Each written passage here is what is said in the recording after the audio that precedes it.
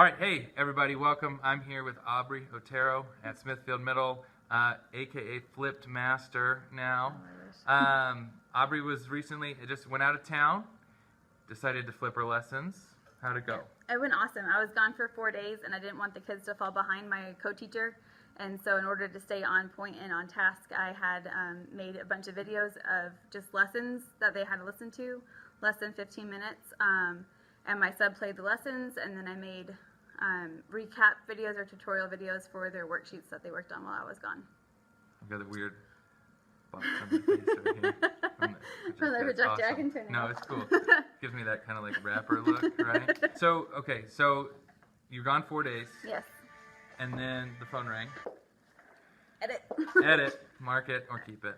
So you're gone 4 days, and then how soon do you get a test? Yes, I came back for 1 day. They reviewed with me. I just wanted to make sure they were on point and on track, and then reviewed with me 1 day, and then took the test the next day, just on like Rob did with his kids. So it was seamless. Yeah, seamless. Yeah, and my kids rocked it out. I had 2 classes that were 100% commended, which means that they got 85 or higher.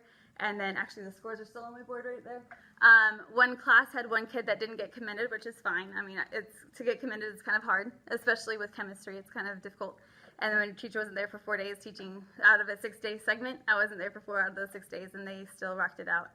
And it's something that they've never learned before. It's an 8th grade teak, and so they had never seen it before either, which is pretty awesome. And even my on-level kids, they got at least, I think it was 6 to 10 points above my last year's group when I taught it in person last year. The kids are different, obviously, but the lessons still obviously worked. So that was important. Even being gone 4 days in general is rough, and not having to delay that and stay on track with your team teachers. Awesome. It was amazing, yeah. Now, and it wasn't just book work. Like usually if you're gone for several days, you're like, all right, get out the book, you're going to do this chapter and this chapter and this chapter, and they're not getting anything out of it.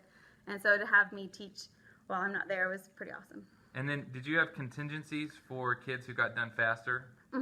Yeah, and then I had also lessons too, like worked out on their worksheets. I wrote out, hey, when you finish this, you can work on this video. Or, hey, and on the website, I set up a whole website for it. And so it was gg.gg/Otero lessons. And so I had, by the date, I had the notes, and then I had the tutorial videos, and I said, when you finish, you can watch this to learn more.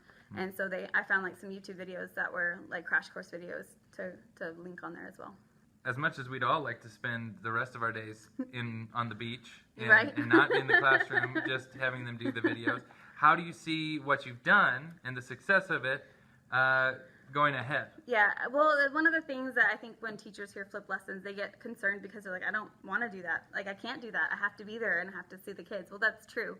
However, when there are certain easier lessons, you can have it set up to where they can watch the notes, and you don't have to teach it 6 times a day. So I'm picturing that for easier recap lessons, because we have to teach 6th and 7th grade and 8th grade because they have the big STAR test at the end of the year. And so I'm picturing myself, okay, when we hit an easier topic, I'll say, hey, watch this review video and then fill out this. And so that way it kind of steps that way. It saves me some time and breath. And another way is if kids are absent, I want them to be able to make up their work without losing a step and without having to come to tutorials, because they have 7, 8 classes that they missed, and all of them have work that they missed. And so if they can do Miss Otero's off of a worksheet that they missed plus a video at the top, watch the video, fill out the worksheet, they're done. And so it's going to save them time and me time. And if they don't have a thing at home, I set up a little corner and, hey, watch the recap, and they can go and do that while the other kids are moving on, and then they can catch up faster. Another thing is when we hit STAR review, I want to have individualized STAR review. That's one of my T-test things, is for them to track their data, and so they know which teaks are lower.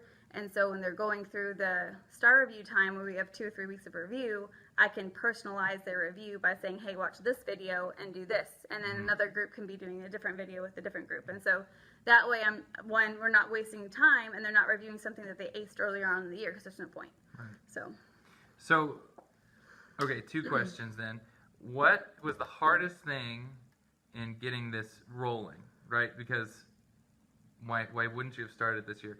And then maybe the next step is like, how do you do it? Like, what are the tools that you're using? How do you do it? How do you create it? I think the hardest thing was I had done this before for maternity leave, but I used my iPad and I used an app called Explain Everything. And it took a long time for me to download the PowerPoint to that app and then walk through the app and then upload that video. It took like 45 minutes just to upload the video.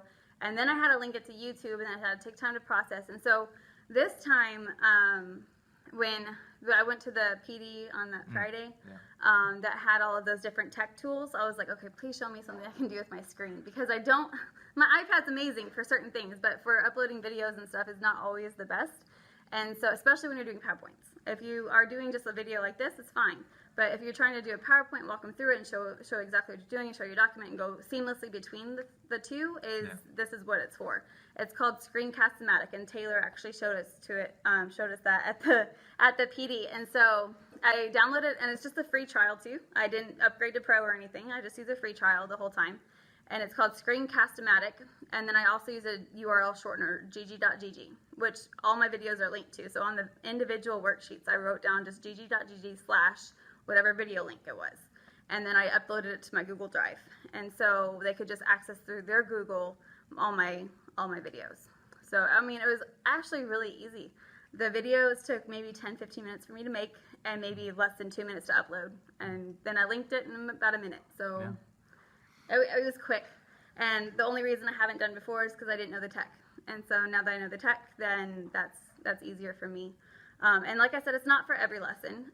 My lesson today definitely would not work like that because they're doing a hands-on model. Like, it's just not going to be every single lesson, but it can be for review lessons, or it can be for absent kids, and it can be for when you do station rotations or whatever. So, I don't know. So, okay, let me ask this last question.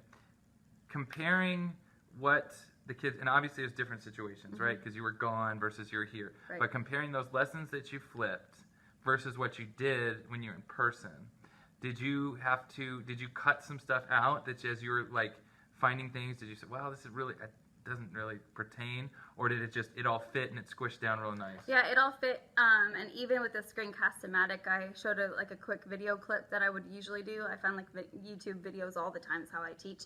And then I can just play it on my Screencast-O-Matic, and it's seamlessly in the video that I made. And so if they wanted to watch it again, they just rewind my video, and it's right there. And also with that, like, there's no ads or whatever either, and so I can pause it and stop it whenever. And I think the best thing about the Screencast-O-Matic is they don't have to see your entire screen. So I had my other stuff going on the side, but I only did like this big of a frame, and so they only saw what I wanted them to see. And I could switch it between my document camera and my computer without it taking 5 minutes for me to switch it. Right. So awesome.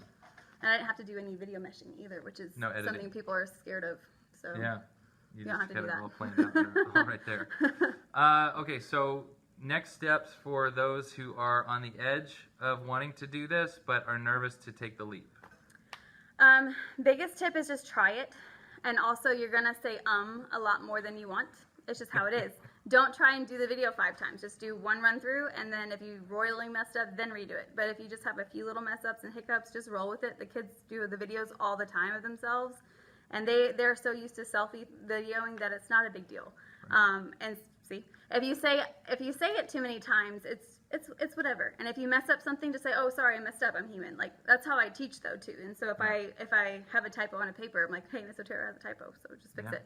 So it's kind of the same thing. Don't stress yourself out. Don't be like self-conscious, because it is what it is. And in order for it to make your life easier and to make your class go seamlessly, I mean, it's available, so why not? And so even on like a 1-day sub thing from now, if I have to take a day off and I have time to do my screencast, I will. Just because you can do it with, I have a video camera thing I got from the library that I'm not giving back. And then she gave it to me, it's cool. It was donated, and then I was like, hey, can I, she's like, yeah, you're fine. Or you can do it with your iPad. You can do it with headphones that have the little speaker on it. You can do it several ways. I just happened to find the video thing in the library that has a microphone on it. But that's all you need. You need a video, and then you need the microphone. So, I mean, I'm going to do it from here on out because it was really easy, and the kids were fine with it. Like, they rolled and didn't matter. I didn't have to teach them how to do it. They just click on a link, and bam, there it is. So. Well, sorry, as you're saying this, it just reminded me of what we were talking about earlier. You just said that you have something set up now for kids as they're doing this. Yeah. And it almost gives you 2 of you, right? Yeah. I kept the same link It's at gg.gg/Otero lessons. And so from here on out for the rest of the year, I'm just going to say, hey, go to that, click on the date. And so that's what I did today, because I had a kid that broke his foot, and he was gone for 3 days. Well, we covered a whole new topic in 3 days, and he's like, what is she talking about? So I popped him over there in a corner with a laptop and headphones, and he watched that video that would catch him up, and then he left class, and I was like, come back to tutorials, give me 5 minutes, and I'll explain it. Because he's like, well, I have so many other classes. Give me 5 minutes, and then that way the rest of my class can still work, and then I can have him do the video, and he can just do it himself, and then I can kind of recap with him later. So. Okay, you heard it here first. Yeah. Cloning in Otero's class. Science, what? All right, well, if you have questions, talk to your neighborhood DLS. Talk to Aubrey. She's a flipped master now. It's easy. And thank you. You're welcome. Thank you. Good Appreciate job. it.